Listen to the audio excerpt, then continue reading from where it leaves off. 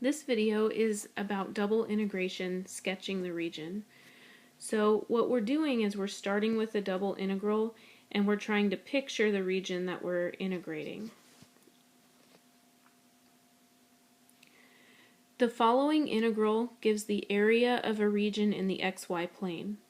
Sketch the region, label each bounding curve with its equation, and give the coordinates of the points where the curves intersect. We have the integral from 0 to pi over 4 of the integral from sine of x to cosine of x of dy dx. So our integrand is 1. We just have the dy dx. And so that means that we're basically looking at a 2D region. So I can sketch this in the xy plane.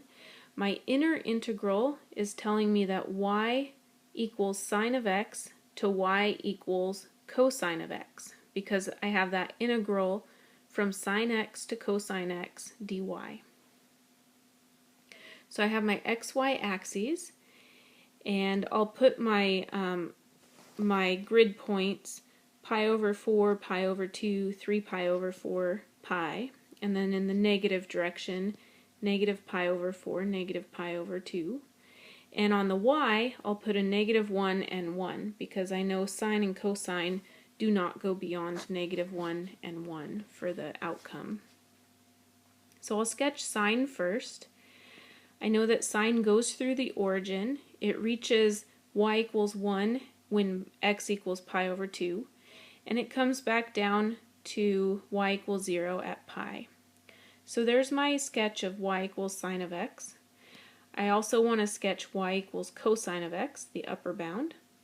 I know that goes through 0, 1.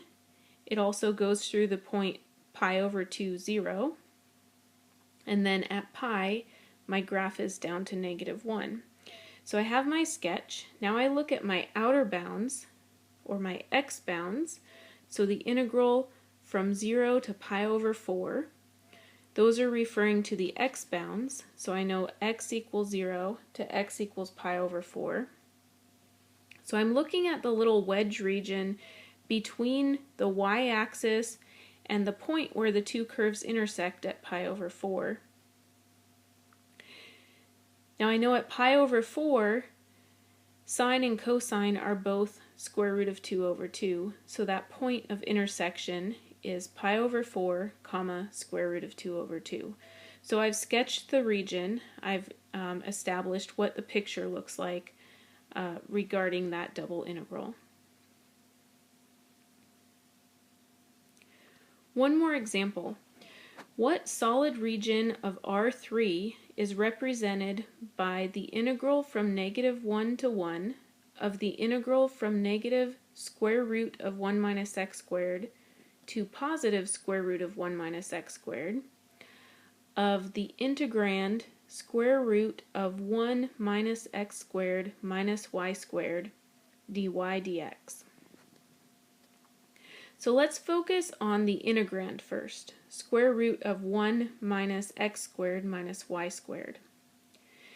The integrand is z equals, so essentially that function, that's our f of xy, so I can translate that as z equals square root of 1 minus x squared minus y squared.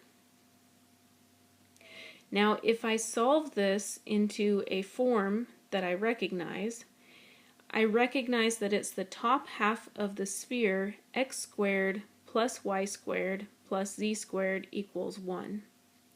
It's the top half because it's the positive square root. Now I want to picture the two-dimensional region that I'm integrating over. So I have dy dx, and I have my inner integrals is going to be y equals negative square root of 1 minus x squared to y equals positive square root of 1 minus x squared. My x is from -1 to 1, so I get those from the bounds on the two integrals. If I graph this, I'm going to get the lower half of the circle of radius 1 to the upper half of the circle of radius 1.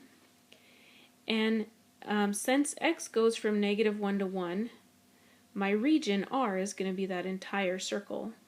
So I shade in the circle. So since it's the entire circle, it does not restrict what part of the sphere we look at. And so the given double integral represents the entire upper half of the sphere of radius 1 centered at the origin. So now we've taken that double integral of f of xy and we've translated it so that we know what we're actually finding the volume of. So you want to practice doing that so that you can picture the region either in R2 or in R3 of what you're actually evaluating. And that may help you with establishing what a reasonable volume or area might be, and also establishing what your bounds are when you're trying to actually set up the double integral.